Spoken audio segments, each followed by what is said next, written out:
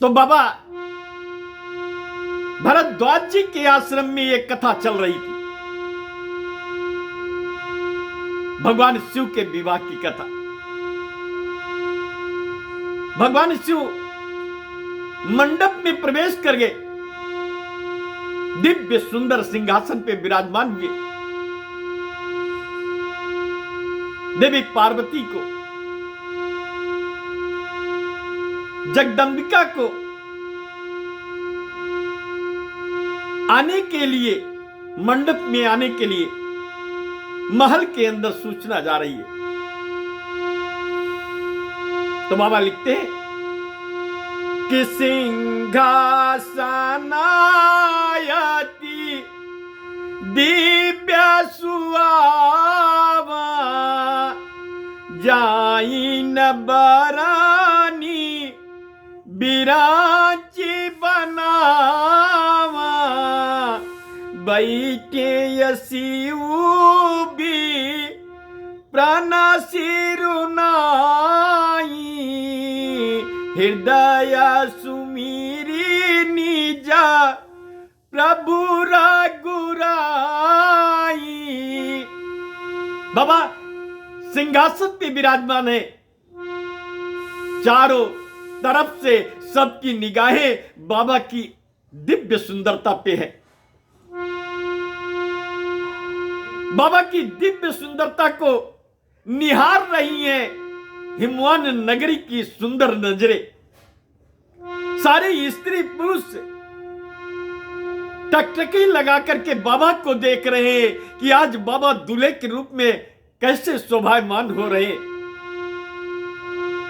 चेहरे पे मुस्कान है, तेज है, साथ में सारे देवता बैठे हैं, हृदय में श्री हरि विराजमान है और आनंद से, अनुराग से, प्रेम से बाबा का हृदय गदगद है। दिव्य सिंहासन, सत्य ऋषि हिमवान को बुलाते हैं और कहते हैं कि मंडप में कन्या को बुलाया जाए, मुहूर्त निकल रहा है, विवाह का समय हो गया है। बाबा को भी इंतजार है कि आज तो गिरजा का जलवा है, अंग अंग पे, रोम रोम पे गिरजा के सुंदरता, दिव्यता चकाचौंध कर रही होगी। बाबा उतावले हो रहे हैं। बाबा की नजरें बार बार उन राहों की तरफ जा रही हैं जिन रास्तों से गिरजा मंडप में आने वाली है। तो बाबा लिखते हैं, बड़ी सुंदर चौपाई देते हैं कि बहुरी मुनि साना उबाही बोलाई, बहुरी मुनि साना उमाही बोलाई, और करी सिंगार सखिया लैयाई, करी सिंगारू सखी लैयाई। यही शिवरात्रि के दिन बाबा का सुंदर विवाह संपन्न हो रहा है। चारों तरफ धूम मची है। भगवान शिव के विवाह की चर्चाएं तीनों लोक 14 भुवन में हो रही है। लोग प्रेम, अनुराग और भाव में डूब गए हैं। सुंदर बयारी चल रही है। अति सुंदर देवियां नगर की सज धज करके बाबा को दूल्हे के रूप में निहार रही है।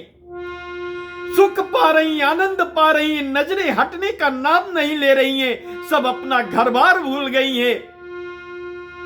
आज तो बाबा का दिन है, बाबा का ब्याह का महोत्सव चल रहा है। तीनों लोक 14 भवन, हर तरह के जीव बाबा की बारात में सुख और आनंद उठा रहे हैं। बाबा मंडप में बैठे हुए उमा की राह देख रहे हैं। जिन रास्तों से उमा आने वाली है, उमा कैसी लगती होगी। आज तो उमा के जलवे होंगे। तो बहुरी मुनि साना उमा ही बोलाई। राजन, देर क्यों हो रही है? कन्या अभी तक मंडप में नहीं आई, श्रृंगार पूरा नहीं हो पाया है देवी उमा का। सखियां तेजी तेजी से देवी उमा का श्रृंगार करने में लगी है। सारी देव अर्धांगिनियां, सारी अप्सराएं देवी उमा का श्रृंगार करने में जुटी हैं। कोई अचरा सही कर रहा है तो कोई कुछ सही कर रहा है तो कोई कुछ सही कर रहा है, और बार बार उनको परखा जा रहा है कि कहीं कोई चीज इधर उधर तो नहीं है। तो करी सिंगारू सखिया लैयाई, करी सिंगारू सखी लैयाई। गिरस्थ आश्रम में प्रवेश करने चल रही है उमा। अपने जीवन का, इस जन्म का गिरस्थ शुरू करने के लिए तैयार है। बाबा के साथ तैयार है। बाबा बिल्कुल तैयार है। एक सुंदर गृहस्थ का निर्माण, एक नए जीवन का निर्माण। आनंद से भर गए हैं सब। बाबा की नजरें जब सखियां लेकर के दरवाजे से बाहर निकलती है उमा की, तो जो नजरें बाबा को देख रही थी घूम गई देवी उमा की तरफ। सकल समाज, स्त्री पुरुष, बूढ़ा जवान, बच्चे, स्त्रियां, सबकी नजरें देवी उमा की दिव्य सुंदरता पे घूम गई। ऐसा लग रहा है कि सुंदरता अपने आप में स्नेह की बरसात कर रही है। सब खुद को भूल गए जब देवी उमा का श्रृंगार देखा है। ऐसा दिव्य श्रृंगार, ऐसा दिव्य स्वरूप, ऐसा सुंदर स्वरूप कभी किसी ने, इनकी नजरों ने देखा नहीं था। इतना सुंदर श्रृंगार होकर के उमा की सखियां उमा को लेकर के मंडप में आ रही हैं। बाबा लिखते हैं, बड़ी सुंदर चौपाई देते हैं उनकी सुंदरता की, कि देखा तरूपा।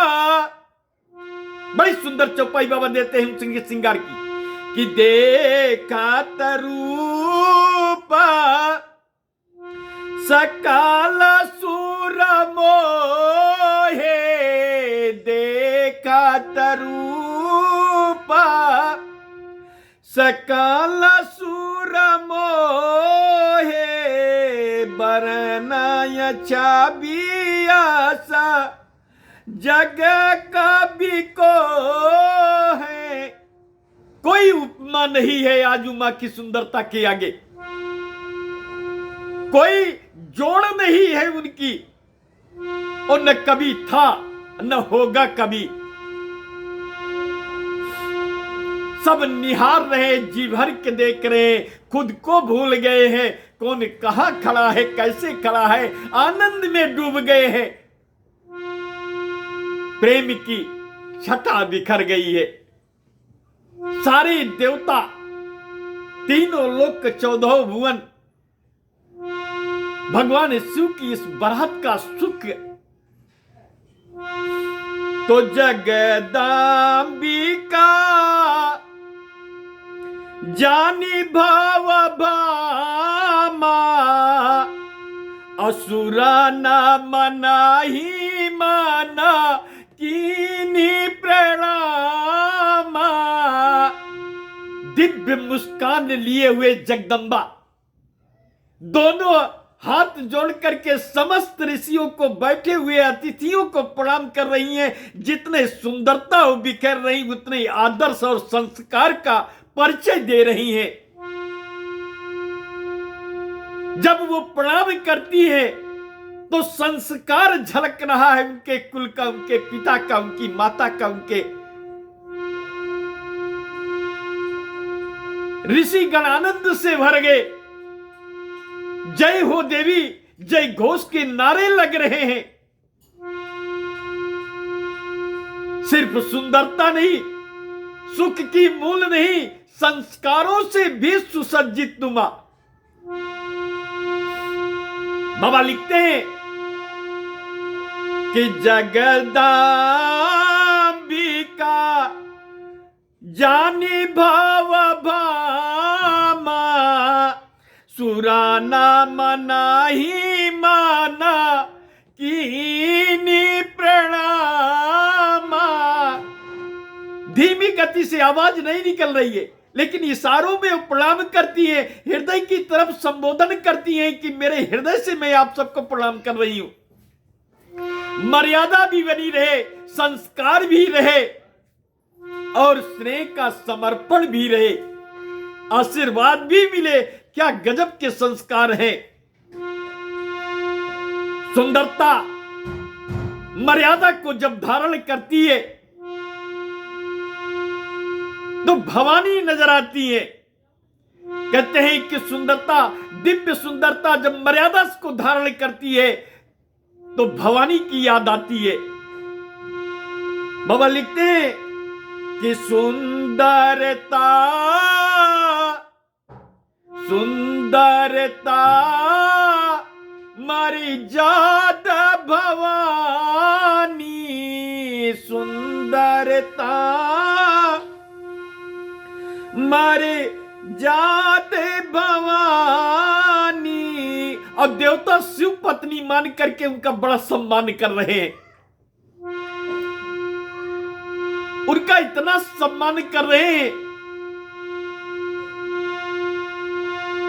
कि जाही न कोटियु बदाना बकानी, मर सुंदरता मर जाद भवानी, जाही न कोटियु बदाना बकानी। कहते हैं कि कभी कभी ईगो में, इस कुंभ के आरंभ में आए हुए ऋषियों में, भरद्वाज जी के आश्रम में जब भगवान शिव के विवाह की सुंदर कथा चल रही थी, सारे ऋषि आनंद से भर गए, सारे ऋषि आनंद से भर गए। जब बाबा कहते हैं कि स्त्री अपने आप में, स्त्री सुंदर होती है, सुंदर श्रृंगार, सुंदर स्त्री सुंदर मर्यादा को धारण कर रही है, तो तीनों लोक 14 भुवन की नजरें उस स्त्री के ऊपर क्यों न पड़े। सुख प्रदान कर रही है वो, स्नेह की बरसात हो रही है। धन्य है जो मौजूद है वहां, सभी सराहना कर रहे हैं। कोई हिमवान की सराहना कर रहा है, कोई पुत्री की सराहना कर रहा है, तो कोई दूल्हे की सराहना कर रहा है, तो कोई बारातियों की सराहना कर रहा है, तो कोई खान पान की सराहना कर रहा है। सराहना की झड़ी लग गई है।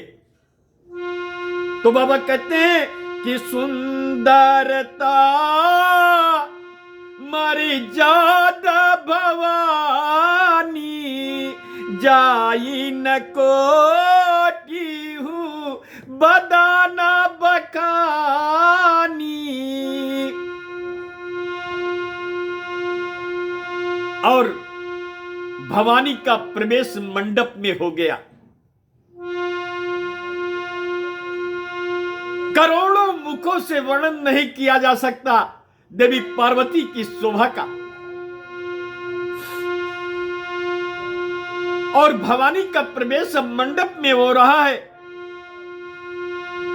विवाह की सारी रीतियां शुरू हो गई, साकोचार शुरू हो गए।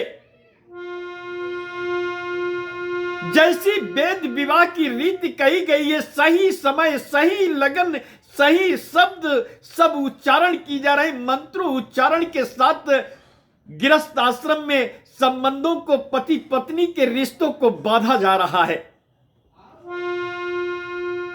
यह संसार की गजब की रीति है कि दो दिशाओं से मिलने वाले स्त्री पुरुष को मंत्रों उच्चारण से बांधा जाता है। वेद मंत्रों से उनके रिश्तों को बांधा जा सकता है कि कोई भाग न सके, कोई बेवफाई न कर सके, कोई तोड़ न सके, और संबंध को निभाने के लिए बुलंदी को धारण करता रहे। दुख पड़े, सुख पड़े, कष्ट पड़े, अमीरी आए, गरीबी आए, अच्छे वक्त आए, बुरे वक्त से गुजरे, लेकिन ये रिश्ते न टूटने पाए। इस तरह ये वेद मंत्रों से बांधे जा रहे हैं।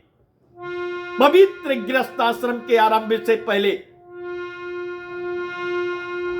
तो जस विवाह काए, बाबा कह रहे हैं कि जस विवाह काए विधि श्रुति गाई, वैसे भी विवाह किए जा सकते हैं, वैसे भी साथ रहे जा सकते हैं, वैसे भी संबंध निभाए जा सकते हैं, लेकिन उन संबंधों की कोई मान्यता नहीं।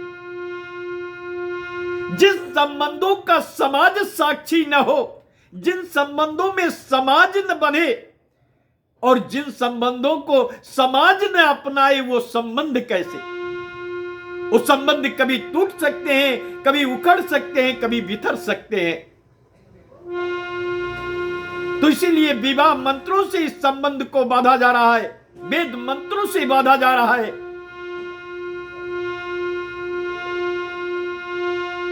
तो बाबा कहते हैं कि जस विवाह कहे विधि श्रुति गाई, महामुनि नीसो सब करवाई। अब बारी आती है उस पिता की जिसने पुत्री को जन्म दिया है। बारी उस पिता की आ रही है जिसने पुत्री को जन्म दिया है। वो पिता कुश और गंगा जल लेकर के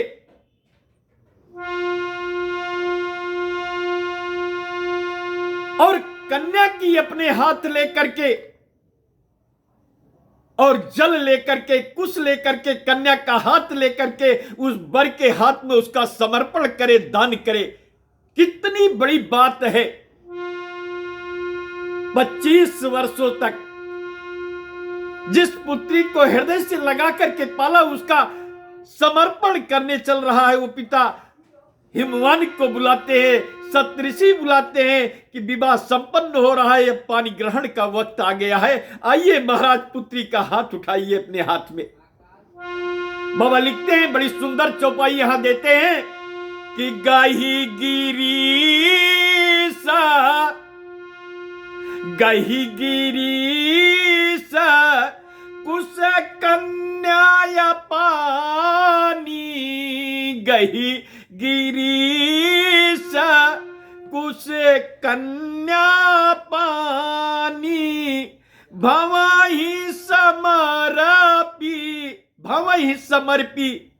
जानी भवानी, जब पिता को विश्वास हो जाता है कि मेरी पुत्री का हर तरह से सुरक्षा प्रदान होगी, जिसके साथ उसके हाथ में पूरे विश्वास के साथ, संकल्प के साथ तो पिता अपनी पुत्री का हाथ दे देता है। महाराज हिमवान पुत्री का हाथ समर्पण करने तो गही गिरीश कुश कन्या पानी भवाही समारा पी जानी भवानी। भगवान शिव से कहते हैं ये महाराज आज से मेरी पुत्री आपकी हुई,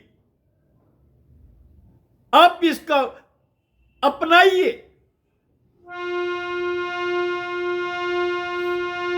भगवान शिव मुस्कुराते हुए पानी ग्रहण कर रहे हैं, कन्या का दान ले रहे हैं, अर्धांगिनी के रूप में पार्वती को ग्रहण कर रहे हैं और कहते हैं कि आज के बाद मेरी शरीर का आधा हिस्सा इसके होगा।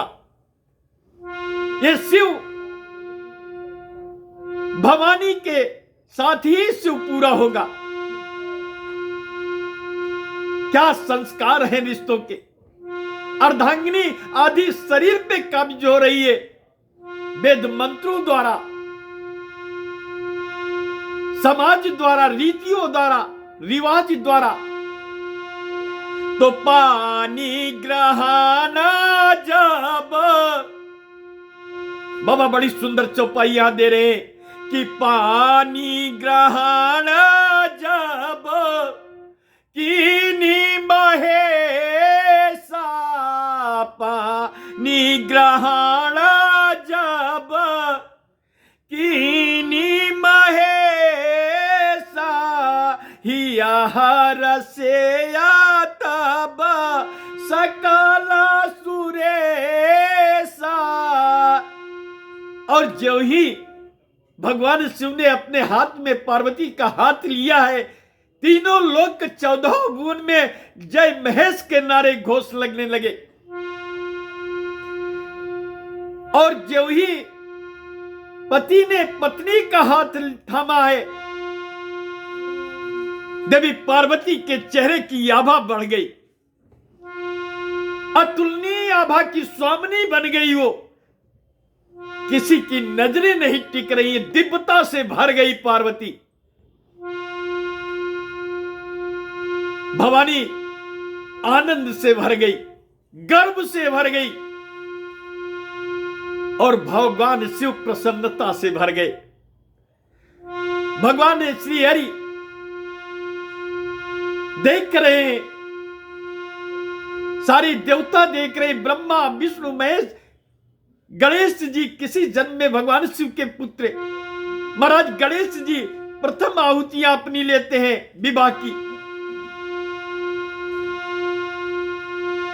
तो वेद मंत्र मुनि वरऊ चराही, जय जय जय सा करा सूर कराई। भगवान शिव का विवाह संपन्न हुआ। हरि गिरिजा कर भाएऊ विवाहु, सकल भुवन बड़ी रहायाऊ चाऊ। सारा तीनों लोक 14 भुवन इस विवाह का साक्षी बना, इस विवाह का सुख प्राप्त किया।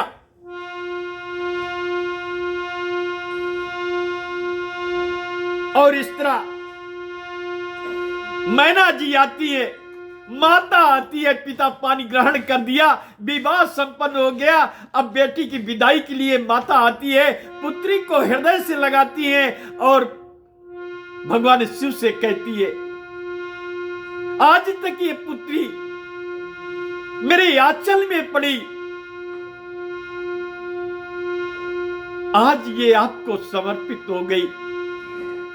आज के बाद इसके विधाता भी आप होंगे, इसके मित्र भी आप होंगे, इसके पिता भी आप होंगे और इसके सुखदाता भी आप होंगे। आज इस डेहरी को छोड़ के जाने के बाद सारे रिश्तों पे आपका होगा, लेकिन ये मां का हृदय, मेरी पुत्री से अगर कोई गलती हो जाए, मेरी पुत्री से कहीं कोई त्रुटि हो जाए, वैसे कुछ भी ऐसा नहीं है कि जो मैंने अपनी पुत्री को न सिखाया हो। हमने अपनी तरफ से पूरी कोशिश किया है, सारे गुणों से संपन्न अपनी पुत्री को किया है, लेकिन फिर भी मेरी निवेदन है, बड़ी सुंदर है, दोहा बाबा देते हैं कि नाथ उमा मामा, मैना जी कहती हैं कि नाथ उमा मामा प्राण सामा, ये मेरे हृदय का टुकड़ा है प्रभु। एक कोई लड़की नहीं है, ये मैं अपने हृदय का टुकड़ा समर्पित की हूं। नाचे उमा मामा प्राण समा, गृह की कारिया करे हूं। गृहस्थ का कोई भी ऐसा काम नहीं है जो उमा न कर सके प्रभु। मैंने सारे गृहस्थ के सुंदर संस्कार सुसज्जित इसे अपनी तरफ से सिखाया है, लेकिन अगर फिर भी कहीं कोई त्रुटि रह जाए, कमी हो जाए, तो क्षमा कर देना इसके अपराध को। हे नाथ क्षमा कर देना।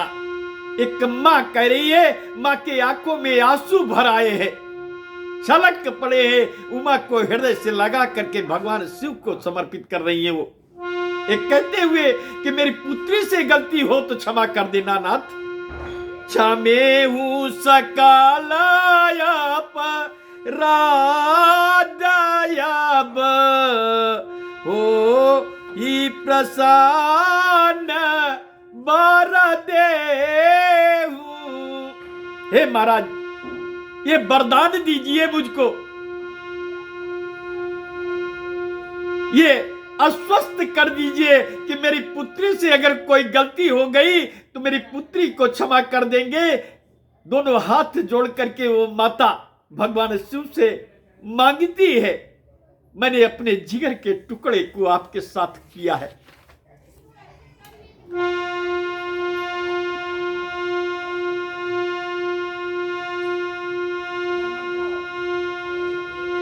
और फिर एक बार उमा को हृदय से लगाती है और जो बची कुछ ही सीख है उस पुत्री को दे देती है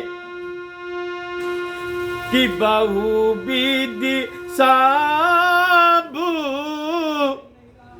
भगवान शिव कहते हैं कि आप इतना अधीर्ज मत होइए, आपकी पुत्री के पलकों पे कभी आंसू नहीं आने पाएंगे, मैं वचन देता हूं। सास माता को वचन दे रहे हैं भगवान शिव कि अगर इस हृदय के टुकड़े को मेरे भरोसे आप कर रही हैं तो ये वचन देता हूं कि कभी इसके पलकों पे आंसू नहीं आने दूंगा मैं। चाहे इधर का संसार उधर हो जाए, मुझे कुछ भी करना पड़े, इसके चेहरे की मुस्कान सदा बनी रहेगी।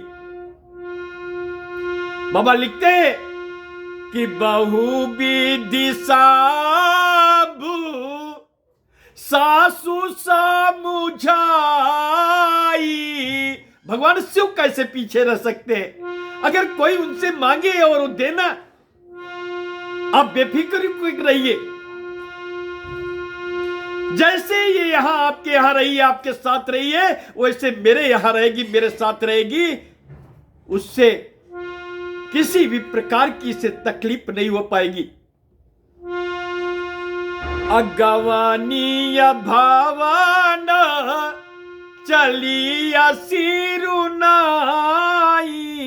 और जनानीय उमा बोलिता बलिनी लई उछाग सुंदर सी कदीनी।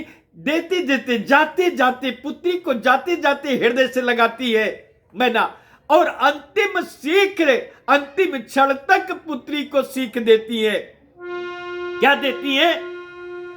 कि सब कुछ तो मैंने तुम्हें दिया पुत्री, लेकिन ये आखिरी सीख मेरी ले लेना क्या करना है तुम्हें कि करे हूं सदा सा करा पाद पूजा और नारी धर्मापति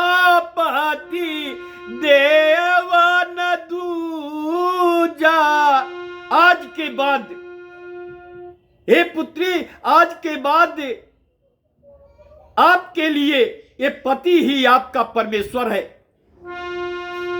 नारी धर्म ये कहता है कि विवाह हो जाने के बाद किसी स्त्री के लिए कोई देवता दूसरा और तीसरा और पहला सर्वप्रथम देव के रूप में अगर कोई है तो उसका पति है। हे पुत्री, आज के बाद इनके चरणों की पूजा करना, उसी में तुम्हारा स्वर्ग है। उसके बाद ही तुम कुछ करना। तो करे हूं सदा सा करा पाद पूजा नारी धर्मापति देवन दूजा। देव के रूप में अब तुम्हारी जिंदगी में अगर कोई देव है तो यही पति देव है। बचन कहता भरे लोचन बारी, बिलख पड़ी मैना, आंखों से आंसू थम नहीं रहे जब उन्होंने कहा कि आज के बाद ना तो माता है, ना तो पिता है, ना तो कोई और देवता है, केवल अगर है तुम्हारी जिंदगी में तुम्हारे लिए तो तुम्हारा पति है। उसके चरणों की पूजा करना, उसे प्रसन्न रखना, उसकी सेवा करना, उसके सुख दुख पे हरदम अपनी नजरें रखना, उसकी मर्यादा को सदा चार चांद लगाती रहना, और जरूरत पड़ जाए तो सारे संसार से उसके लिए लड़ जाना, हर कुछ दांव पे लगा देना उसके लिए। ये माता कह रही है पुत्री से, मैना कह रही है भवानी से कि बचाना कहता भरे लोचन बारी। और आओ पुत्री, आखिरी बार तुम्हें गले लगाते हैं। डेहरी छोड़ देने के बाद ये रिश्ते, ये अधिकार सब टूट जाएंगे। आज के बाद हम आपको कोई उपदेश भी नहीं दे पाएंगे। आज ये रिश्ता टूट रहा है, उधर रिश्ता जुड़ रहा है तुम्हारा। एक जन्म से दूसरे जन्म में तुम प्रवेश कर रही हो पुत्री। प्रथम जन्म यहां और द्वितीय जन्म की दहलीज वो दिख रही है तुम्हें कि बचाना कहा। बड़ी सुंदर चौपाई गोस्वामी जी देते हैं कि बचाना कहता भरे लोचन बारी, बहुरी लाई उरी लीनी कुमारी। और आखिरी बार माता पुत्री को गले लगा लेती है। प्रेम से बिकल महतारी पुत्री को गले लगा लेती है। सारी नारियां मिलकर के माता पुत्री को एक दूसरे से अलग करते हुए भगवान शिव की तरफ जो है देवी उमा को करती है और माता को धैर्य दिलाती है कि पार्वती को जाने दीजिए, उसका वक्त है। उसकी विदाई कर रही है सारी स्त्रियां। चले सांग माता पति से कहती है, मत से कहती है कि महाराज अब पुत्री के साथ उसे उसके घर तक पहुंचाने के लिए आप जाइए। पिता पुत्री को उसके ससुराल तक पहुंचाने के लिए हिमवान जा रहे हैं पुत्री को लेकर के। तो चले सांग हिमवान तब पहुंचावा आती है। अब विधि भांति परितो सकरी विदा की निवृष के। और इस तरह भगवान शिव और पार्वती का सुंदर विवाह शिवरात्रि के महान पर्व पे संपर्क सफल हुआ। पूर्ण हुआ और भगवान शिव पार्वती को लेकर के सकल वराती की विदाई हिमवान करते हैं और कैलाश के लिए पधारते हैं। कथा को यही विराम देते हैं। बोलो श्री हरि भगवान की जय।